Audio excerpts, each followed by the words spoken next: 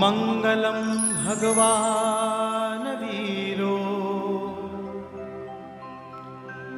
Mangalam Gautam Prabhu. Om NaMo अरिहन्ताणं NaMo सिद्धाणं NaMo आयर्याणं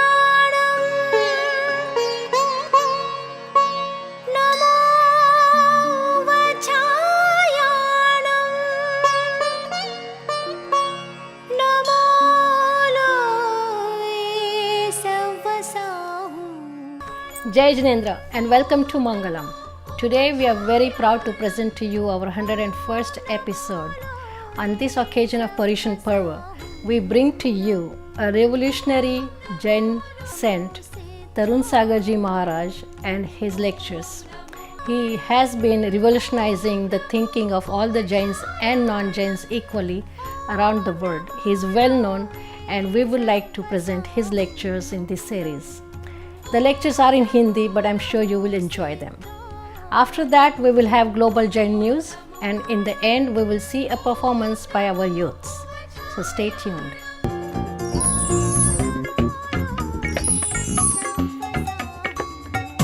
Welcome back. Now we start with our today's pravachan or the lecture by Tarun Sagarji Maharaj. He is a revolutionary Jain monk and he has been revolutionizing the way we think about how to practice religion in our day-to-day life. Today he talks about how we can control our anger. So please stay tuned and enjoy the lecture. परमात्मा को आंख से देखना है तो जीवन को आंख से गुजारना होगा। तपश्चर्या की आंख से गुजर कर के ही कोई आत्मा परमात्मा बनती है।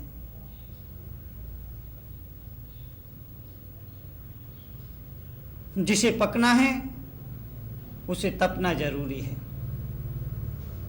क्योंकि जो तपता नहीं है वह पकता नहीं है। यही तप धर्म है। रोटी पकती है तपने के बाद, सोना चमकता है तपने के बाद, फसल पकती है तपने के बाद, ठीक इसी तरह से आत्मा परमात्मा बनती है तपने के बाद। जीवन में तप जरूरी है।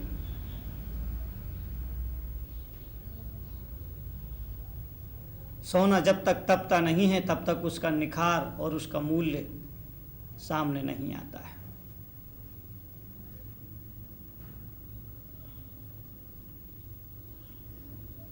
तप के लिए मनुष्य को अपनी इच्छाओं का निरोध करना पड़ता है। जैन धर्म में कहा है इच्छा निरोधो तपः। इच्छाओं का निरोध करना तप है। अपने मन को साध लेना तप है। अपनी इंद्रियों को नियंत्रण कर लेना तप है। अपनी वासनाओं और कामनाओं को काबू में ला लेना तप है। तप जीवन की एक शैली है। तप जीवन जीने का एक ढंग है।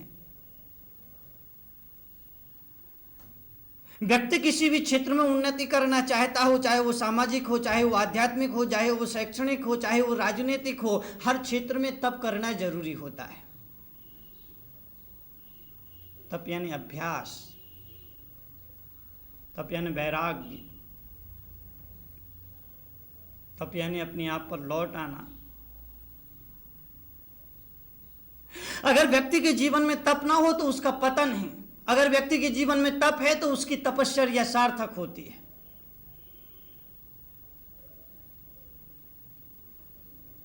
भगवान महावीर ने कहा कि तप दो तरह के होते हैं, एक बहिरंग तप और एक अंतरंग तप।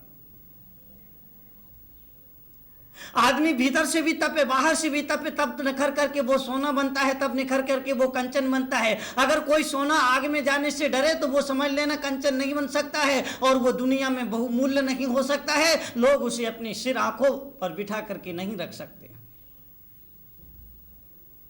और तुम भी अगर जीवन में कुछ करना चाहते हो तो अपने जीवन की समस्त सुख सुविधाओं को, अपने अस्तित्व को दांव पर लगा देना पड़ेगा। जीवन की सुख सुविधाओं को साधना की भट्टी में झोंक देना पड़ता है, तब जाकर के तब आराधित होता है और तब जाकर के दुनिया चरणों में प्रणाम करती है। भगवान बाहुबली, जिनका जीवन तपस्या का पर्याय बन गया,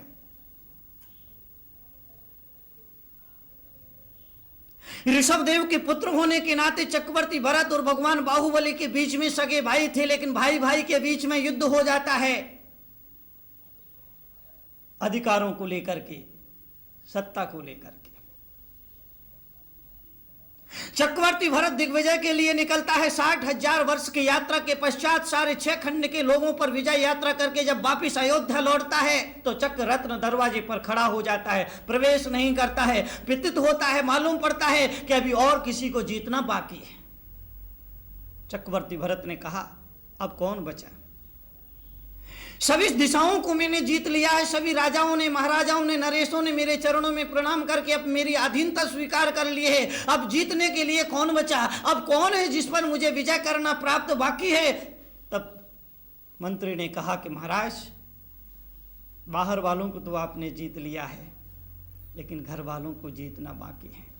आपके जो 100 भाई हैं, अभी उन्होंने आकर के आपको प्रणाम नहीं किया है, आपकी अधीनता स्वीकार नहीं की है, इसलिए अभी आपकी दिग्विजय पूरी नहीं हुई है। अभी आप चक्रवर्ती पूरी तरह से नहीं बन पाए। बाहर वालों को खुश करना बहुत सरल है। बाहर वाले बहुत जल्दी प्रसन्न हो जाते हैं, बाहर वाले बहुत जल्दी आपकी तारीफ करने लग जाएंगे, बाहर वाले बहुत जल्दी आपके प्रति समर्पण कर देंगे, लेकिन घर वालों को खुश कर पाना बड़ा कठिन काम। क्योंकि बाहर वालों के साथ तो आप घंटे 2 घंटे रहते हो, 2 घंटे आप अपने को संभाल करके रख सकते हो, अपने आप को असलियत स्वरूप को दबा करके रख सकते हो, लेकिन घर पर तो आपको 24 घंटे रहना है। कब तक छुपा छुपा कर करो, सच्चाई तो प्रकट हो ही जाएगी। इसीलिए बाहर वाले खुश हो जाते हैं, भीतर वाले खुश नहीं हो पाते हैं, घर वाले खुश नहीं हो पाते। घर वालों को प्रसन्न कर पाना बड़ा मुश्किल होता है, और मुश्किल तो उस समय होता है कि तुम्हारी महिमा सारी दुनिया जान जाएगी, पहचान जाएगी, लेकिन तुम्हारी पत्नी, तुम्हारा पुत्र और तुम्हारा पड़ोसी, ये 3 तुम्हारे महत्व को कभी नहीं समझ पाएंगे। तुम्हारी पत्नी तुम्हारे मूल्य का कभी आकलन नहीं कर पाएगी, तुम्हारा पुत्र तुम्हारे महत्व को कभी नहीं समझ पाएगा, और तुम्हारा पड़ोसी तुम्हारी महिमा का बखान कभी नहीं कर पाएगा। दुनिया का कितना भी बड़ा विवेकानंद क्यों ना हो, जब घर लौट करके आता है तो उसकी पत्नी कहती है, पप्पू के पापा तुम में तो अक्ल ही नहीं आई। दुनिया के बड़े से बड़े विवेकानंद की बात कर रहा हूं, जिसकी पूरी दुनिया में नाम चलता हो, रोशनी चलती है, धाक चलती हो, सारी दुनिया आदर करती हो, लेकिन जब घर पहुंचता है तो पत्नी हमेशा यही कहती है कि तुम में तो अक्ल ही नहीं आई, अब तो बड़े हो जाइए। पत्नी तुम्हारे मूल्य को कभी नहीं समझ सकती, पुत्र तुम्हारे महत्व को कभी नहीं समझ सकता, और पड़ोसी, तुम भले ही जगत गुरु क्यों ना बन जाओ, पड़ोसी कहेगा ये तो वही रामलाल है, बचपन में जिसके साथ में खेला करता था। जगत गुरु बन जाओ, शंकराचार्य बन जाओ, विश्व गुरु बन जाओ, महात्मा बन जाओ, बड़े बड़े नेता, पता नहीं कुछ अभिनेता कुछ भी बन जाओ, लेकिन पड़ोसी के लिए तुम वही रहोगे। वो तुम्हें उतना मान सम्मान आदर नहीं दे सकता जितना दुनिया देती है, जितने के दूसरे लोग देते हैं। इसलिए मैंने कहा कि पत्नी, पड़ोसी और पुत्र तुम्हारे मूल्य का आकलन नहीं कर सकते। तो मंत्री ने कहा, महाराज दुनिया को तो जीत लिया है, लेकिन अभी घर वालों को जीतना बाकी है। तो चक्रवर्ती भरत ने कहा, फिर देर किस बात की है, सबके लिए मेरा संदेश भिजवा दिया जाए कि आकर के मेरी अधीनता स्वीकार करे, मेरे सभी भाइयों पर संदेश भेजे जाए। सभी भाइयों पर संदेश भेजे गए। 99 भाइयों ने यह देख करके कि जिस राज्य को हमें भगवान ऋषभदेव ने दिया था, हमारे पिता ने दिया था, हमारा भाई उसे हड़पना चाहता है, उन्होंने इस संसार से वैराग्य ले लिया और ऋषभदेव के पास जाकर के दीक्षित हो गए। लेकिन जब भगवान बाहुबली के पास ये संदेश पहुंचता है कि चल करके भरत को नमन करो और अधीनता स्वीकार करो, क्योंकि भरत चक्रवर्ती बन रहा है, चक्रवर्ती को नमन करना जरूरी है। तो बाहुबली की धमनियों में जो रक्त बह रहा था, नसों में जो रक्त बह रहा था, वो ऋषभ देव का रक्त था। और इसीलिए बाहुबली ने कहा कि मैं बड़े भाई होने के नाते तो भरत चक्रवर्ती के चरणों में सिर झुका सकता हूं, लेकिन चक्रवर्ती होने के नाते सिर नहीं झुका सकता हूं और उनकी अधीनता स्वीकार नहीं कर सकता हूं। जाओ कहना कि भरत होने के नाते, बड़े भाई होने के नाते मेरा प्रणाम है, लेकिन एक राजा और महाराजा और सम्राट होने के नाते ये ऋषभ देव के पुत्र बाहुबली का चरण सिर किसी राजा के चरणों में नहीं झुक सकता है। संदेश पहुंचा, फिर क्या था, युद्ध की तैयारियां होने लगी। दोनों तरफ की सेनाएं सजने लगी, दोनों तरफ आयुधशालाएं खुल गई, दोनों तरफ की खून खराबे की तैयारी होने लगी। तभी किसी में समझदार ने कहा, किसी योग्य ने कहा कि ये दोनों तद्भव मोक्षगामी हैं, इसी भाव से मोक्ष जाना है, इसलिए व्यर्थ में नरसंहार ना किया जाए, अहिंसक युद्ध होना चाहिए। जल युद्ध, दृष्टि युद्ध और मल युद्ध, ये इतिहास की पहली घटना है कि पहली बार अहिंसक युद्ध इस धरातल पर हुआ। दृष्टि युद्ध, मल्ल युद्ध और जल युद्ध, इन तीनों युद्धों में जो पराजित हो वो हार जाएगा और जो जीत जाए वो उसकी विजय श्री होगी। भरत और बाहुबली दोनों में युद्ध होता है। युद्ध में भरत हारता जाता है, बाहुबली जीतते जाते हैं, भरत हार जाता है, बाहुबली जीत जाते हैं। और जब बाहुबली तीनों युद्धों में जीत जाते हैं तो भरत चक्रवर्ती की क्रोध आता है और क्रोध में जो चक्र रत्न चक्रवर्ती को मिलता है, उस चक्र रत्न को आदेश देता है कि जाओ मेरे दुश्मन की गर्दन काट के अलग कर दो। चक्रवर्ती के आदेश से चक्र रत्न बाहुबली की तरफ बढ़ता है, आगे जाता है, बाहुबली की 3 परिक्रमा दे के वापिस आ जाता है, क्योंकि चक्र रत्न परिवार के सदस्यों पर नहीं चलता है। बाहुबली ने देखा कि मेरा भाई, जिसको मैंने पिता की समान माना, पिता की तुल्य आदर दिया, आज इस जमीन को लेकर के, जायदाद को लेकर के, सत्ता को लेकर के मेरे प्राणों का प्यासा हो गया। बाहुबली के मन में वैराग्य प्रकट हो गया। Now we'll take a short break, but please don't go away. We'll be right back. Jain Center of America presents Sanskar. This is a breathtaking display of spectacular performances by our youths. This is being held for the fundraising for Jain Center of America. It is on October 2nd, Sunday, this year, at Queensboro Performing Arts Center in Bayside, New York. Please do not forget to get your tickets as soon as possible. Be a part of it and be a supporter of Jain Center of America.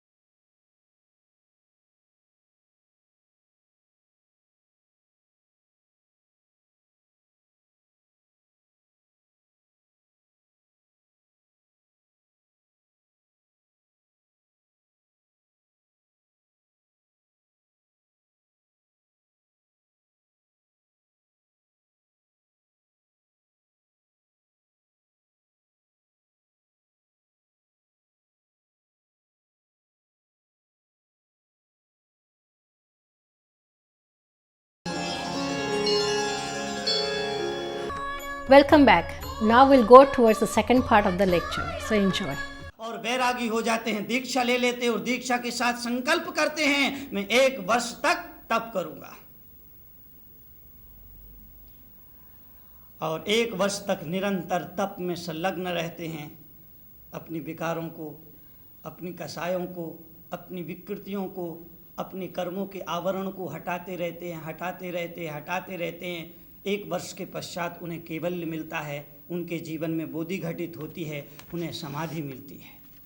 समाधि जीवन की समस्याओं का मूलभूत समाधान है। एक होती है आधि, एक होती है व्याधि, एक होती है उपाधि और एक होती है समाधि। इनके अंतर को थोड़ा समझना, इनके फर्क को थोड़ा समझना। मन का जो रोग होता है उसको आदि कहा जाता है, तन का जो रोग होता है उसको व्याधि कहा जाता है, धन का जो रोग होता है उसे उपाधि कहा जाता है, और इन 3 रोगों की जो दवा होती है उसे समाधि कहा जाता है। उस समाधि की साधना में बाहुबली 1 वर्ष तक खड़े रहते हैं, तप करते हैं, तपस्या की आग से गुजरते हैं।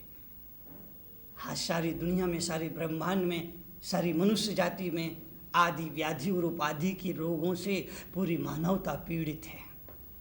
कोई आदि के रोग से लगा है, कोई व्याधि के रोग से लगा है, कोई उपाधि के रोग से लगा है, कोई मन के रोग से पीड़ित है, कोई तन के रोग से पीड़ित है, तो कोई धन के रोग से पीड़ित है। इसलिए इस मुल्क का ज्ञानी आचार्य कहता है, अगर आदि व्याधि उपाधि के रोगों से मुक्ति पाना है तो समाधि के रास्ते पर चलो, बोधि के रास्ते पर चलो, उस रत्नत्रय की रास्ते पर चलो, जिस पर चल करके कोई पुरुष दिव्य पुरुष बनता है, महापुरुष बनता है, तीर्थंकर पुरुष बनता है, अवतार पुरुष बनता है। वो तप का मार्ग होता है। उन विकारों को जीतते हैं, उनको जिन कहते हैं, और जो जिन की उपासना करता है उसको जैन कहते हैं। जिसने अपने काम को, क्रोध को, मद को, मोह को, लोभ को, इंद्रियों को, इंद्रिय की वासनाओं को जीत लिया, उसको जैन दर्शन में जिन कहा जाता है। और जो जिन की उपासना करता है, पूजा करता है, अर्चना करता है, उसको जैन कहा जाता है। हमारे यहाँ के हर शब्द में प्राण है, हर शब्द में अर्थ है, हर शब्द में चेतना है, हर शब्द में एक ऊर्जा है। तो जो स्वयं के विकारों और कषायों और कर्मों को जीते उसे जिन कहते हैं। और जो जिन का अर्थ है वही अर्थ अन्य देवी देवताओं के साथ भी जोड़ा जाता है। इस्लाम धर्म को मानने वाले कहते हैं मोहम्मद। मोहम्मद मोह और मद। अगर आप शब्द की शल्य क्रिया करिए, आप संधि विच्छेद करिए, तो इस्लाम धर्म के मानने वाले लोग अपने देवता को, अपने भगवान को, अपने ईश्वर को, अपने खुदा को मोहम्मद के नाम से पुकारते हैं, पैगंबर को मोहम्मद के नाम से पुकारते हैं। तो मोहम्मद शब्द का अर्थ आता है मोहम्मद, मोह और मद, यानी जो मोह और मद का मर्दन कर दे वो मोहम्मद होता है। और वैष्णव धर्म, सनातन धर्म को मानने वाले कहते हैं मोहन मदन। मोहन मोह ना, वो मोहन हुआ, मदन मद ना, वो मदन हुआ। जिसमें मोह नहीं वो मोहन होता है, और जिसमें मद नहीं वो मदन होता है। इसलिए सनातन धर्म में अपने ईश्वरों के नामों में से एक नाम मोहन भी है और एक नाम मदन भी है। कितने प्यारे शब्द। ये शब्द बड़े जीवंत है, ये शब्द बड़े अर्थपूर्ण, ये शब्द बड़े भावपूर्ण। इन शब्दों के प्राणों को पहचानने की कोशिश करिए। ईसाई का मतलब क्या है, बुद्ध का मतलब क्या है, अल्लाह का मतलब क्या है, रहीम का मतलब क्या है, वैष्णव का मतलब क्या है, पारसी का मतलब क्या है, सिख का मतलब क्या है। अगर कोई मुझसे पूछे कि मुनि तरुण सागर इन शब्द को आप किस अर्थों में लेते हैं, तो मैं लोगों से इतना ही निवेदन करता हूं कि जो ईश्वर का हो जाता है वो ईसाई हो जाता है, और जो बुद्ध परम बोधि को उपलब्ध हो जाता है उसको बुद्ध कहा जाता है। और जो आली से आली होता है मैं उसे अल्लाह कहता हूं। जो सब पर रहम करे उसे मैं रहीम कहता हूं। और जो संसार के पार देखे उसे मैं पारसी के नाम से पुकारता हूं। और जो अपने गुरु का शिष्य हो जाता है उसे मैं सिख कहता हूं। और जो बैर का विनाश करे उसे मैं वैष्णव कहता हूं। बैर का विनाश करने वाला वैष्णव है, बैर का विकास करने वाला वैष्णव। वैष्णव जन तो तेने कहिए जो जाने पीर पर आई रे। गांधी जी की प्रिय प्रार्थनाओं में से एक प्रार्थना है, वैष्णव वो है जो दूसरे की पीड़ा को पहचानता है, वैष्णव वो है जो दूसरे के तकलीफ को पहचानता है, जैन वो है जो दूसरे के दुख और दर्द को समझता है। अपने दुखी को लेकर तो हर आदमी रो लेता है, अपने दुख में, अपने कष्ट में, अपनी पीड़ा में, अपनी वेदना में तो हर आदमी आंसू बहा लेता है। अरे अपने दुख को लेके तो हर आदमी आंसू बहा लेता है, लेकिन जिसे दूसरे की पीड़ा देख करके जिसकी आंखों में आंसू आ जाए वो सम्यक दृष्टि होता है, वो ज्ञानी होता है, वो संत पुरुष होता है, वो कोई महापुरुष होता है। जिसे दूसरे की पीड़ा को देख करके आंखों में आंसू आ जाते। सम्यक दृष्टि से तात्पर्य क्या? रसगुल्ला का नाम सुन के जिसके मुख में पानी आ जाए वो अज्ञानी है, और जिसकी आंखों में पानी आ जाए वो ज्ञानी है।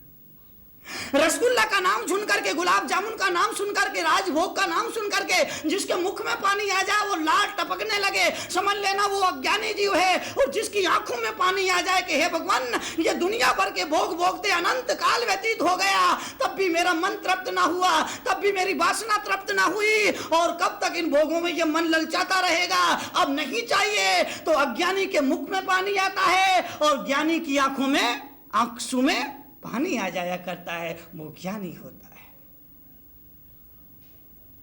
निर्णय कर लेना आप ज्ञानी हैं या अज्ञानी।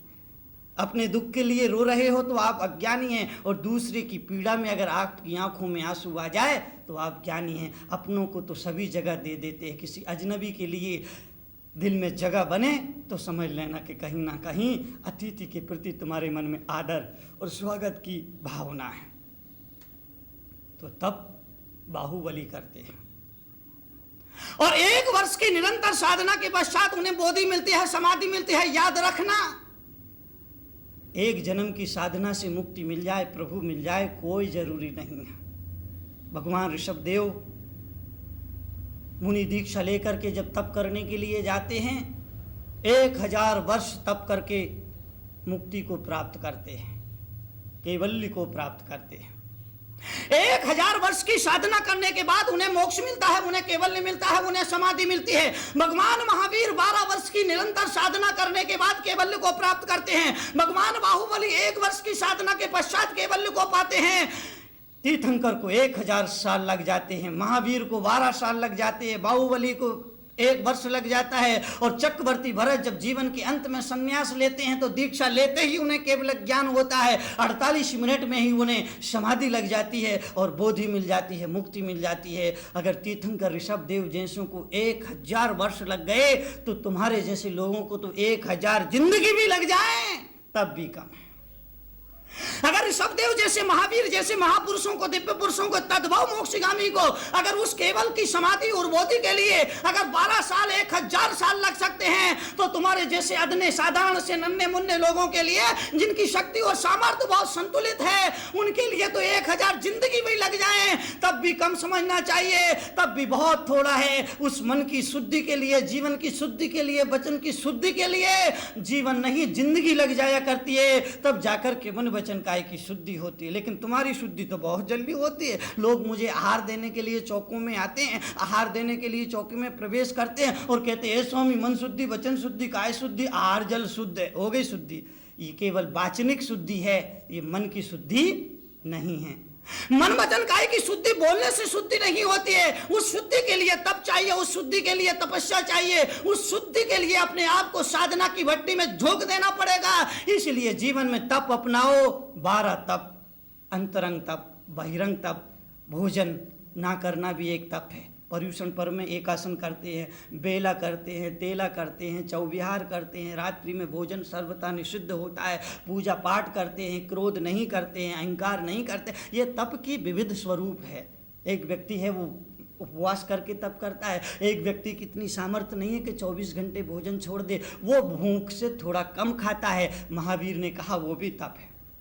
आपको जितनी भूख है उससे 1 गिलास कम खाना, 2 गिलास कम खाना, आधी रोटी कम करना, वो भी एक तरह का तप होता है। तप कई तरह के होते हैं। एक आदमी है जो पर्यूषण में 10 दिन का उपवास करता है, निर्जल उपवास करता है। एक व्यक्ति है जो निर्जल उपवास नहीं करता है, 1 बार पानी लेकर के उपवास करता है। एक तीसरा व्यक्ति है जो निर्जल उपवास भी नहीं कर सकता है, 1 बार पानी लेकर भी उपवास नहीं कर सकता है। उपवास करने की और भूखे रहने की उसकी सामर्थ्य नहीं है। लेकिन वो व्यक्ति मेरे पास आता है और कहता है कि भगवान मैं उपवास नहीं कर सकता हूं, पर्यूषण पर्व मैं किस तरह आराधना करूं। मैं उससे कहता हूं तू 10 दिन क्रोध मत करना, ये भी तप हो जाएगा। वो मेरी आज्ञा को मानता है, 10 दिन क्रोध का त्याग कर देता है।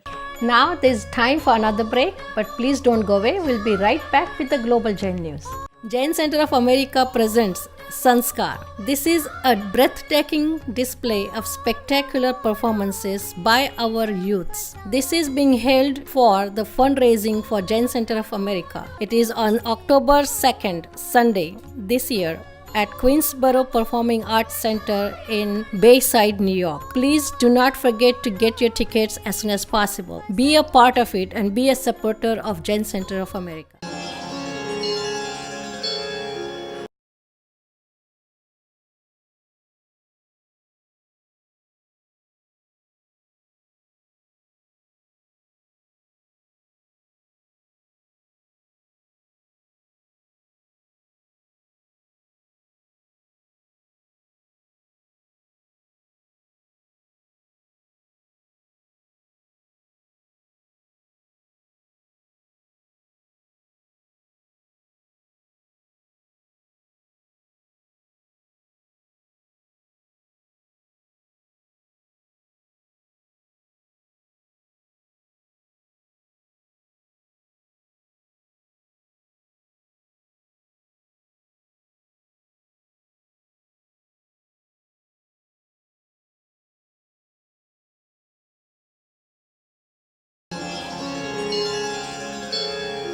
Welcome back.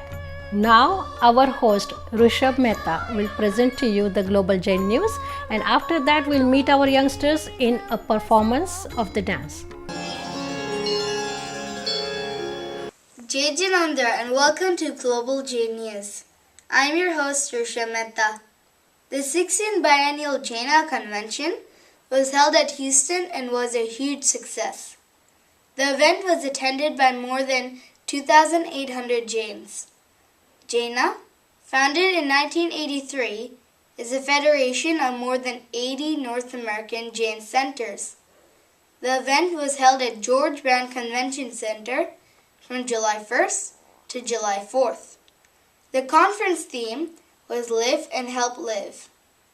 The event was filled with many activities and programs, including the drama, Gandhi Before Gandhi, Ras Garba, and cultural programs, yoga and meditation, and presentations by dignitaries and Jain scholars. 4 ancient Jain idols and 29 pillars of a temple from the 12th or 13th century were recovered in the Jangral village, about 25 kilometers from Patan in the state of Gujarat. The state's archaeological department is analyzing these objects, and according to them, a lot of these Jain treasures are buried in Patan and the nearby region. In the 12th to 13th century era, Jainism was the dominating religion in the area. Dr. Jain, a Jain scholar, represented India in the international conference called Dialogue, A Common Human Bond, at Taipei, Taiwan, on the 21st and 22nd February 2011. Dr. Jain presented Civilization and Discord from Reconciliation, with special reference to the Jain theory of Anekantvad, which was highly appreciated. The conclave was inaugurated by the Taiwanese president and attended by more than 40 distinguished scholars representing different religions from all over the world. This is all we have for today's Jain News. We will be back next week. Until then, Jai Jinandra. मङ्गलाणं च सौवेसिं पठमं हवै मङ्गलम् तेरा सबसे नाम है ऊंचा, कोई नहीं है जग में दूजा। तू ही तो है तारणहारा, तू ही तो सब कारक वाला। मुझको भी तो पार लगा दे, भैया मेरी पार लगा दे। तेरा सबसे नाम है ऊंचा, कोई नहीं है जग में दूजा। तू ही तो है तारणहारा, तू ही तो सब कारक वाला। मुझको तू राह दिखा दे, सबका बेड़ा पार लगा दे। मुझको भी तो दर्श दिखा दे, भक्ति के तो भाव जगा दे। सबको शरणों में लिया है, अपनी शरणों में लिया है। मुझको भी तो पार लगा दे, भैया मेरी पार लगा दे।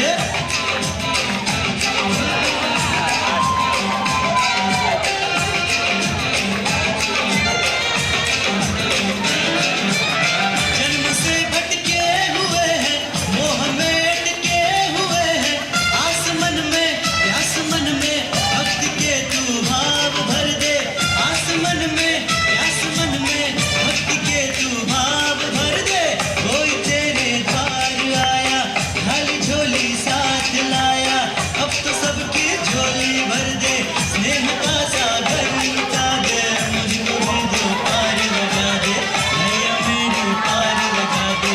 मुझको तू राह दिखा दे, सबका बेड़ा पार लगा दे। सबको शरणों में लिया है, अपनी शरणों में लिया है। मुझको भी तो पार लगा दे। I hope you enjoyed today's program.